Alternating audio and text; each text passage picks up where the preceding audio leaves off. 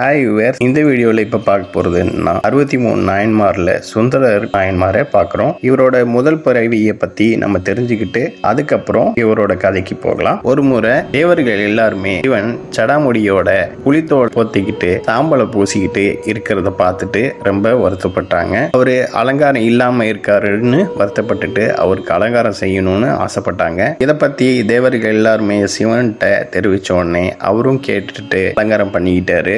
அலங்காரம் பண்ணிட்டு இமயமலையில இருக்கிற மானசரோவர் நதியில தன்னோட பிம்பத்தை பாக்குறாரு. பார்த்து அழகா இருக்கவும் அதை அவரு ரசிச்சு பார்த்து சுந்தரா எழுந்து வா அப்படிங்கிறாரு. அந்த பிம்பம் உயிரோட எழுந்து வருது. சிவன் அவரோட கூடவே தன்னோட நண்பனா சுந்தரரை அங்கேயே வச்சுக்கிறாரு. அங்க இருக்கிற சுந்தரோட பணி என்னன்னா பூவை பறிச்சுட்டு வந்து சிவனுக்கு மாலையா போடுறதும் திருநீரோட கிண்ணத்தை ஏந்தி இருக்கிறதும் தான் அவரோட பணி. ஒரு நாள் பூ பறிக்கிறதுக்காக சுந்தரர் நந்தவனம் போறாரு. அங்க பார்வதியோட பணிப்பெண்களான கமலினி, அணிந்திதை இவங்க 2 பேரையும் பார்க்கறாரு. பார்த்த உடனே அவருக்கு பிடிச்சி போகுது, அந்த பொண்ணுங்களுக்கும் பிடிச்சி போகுது. இது தெரிஞ்ச சிவன் சுந்தரர்கிட்ட நீ பூலோகம் போய் இந்த பொண்ணுங்களை திருமணம் செஞ்சு வாழ்ந்துட்டு வா அப்படின்னு சொல்றாரு. இதை கேட்டு அழுகிற சுந்தரர் என்ன சரியான நேரத்துல தடுத்தார் கொண்டு என்னை இங்க கூப்பிட்டு வரணும் அப்படிங்கிறாரு. சிவனும் அதுக்கு சரின்னு வாக்களிக்கிறாரு. இது மட்டும் இல்லாம நம்ம இன்னொரு விஷயமும் தெரிஞ்சுக்கலாம். திருத்தொண்ட புராணம் கைலை மலையில ஆரம்பிச்சு சுந்தரர் யானையில கைலை மலைக்கு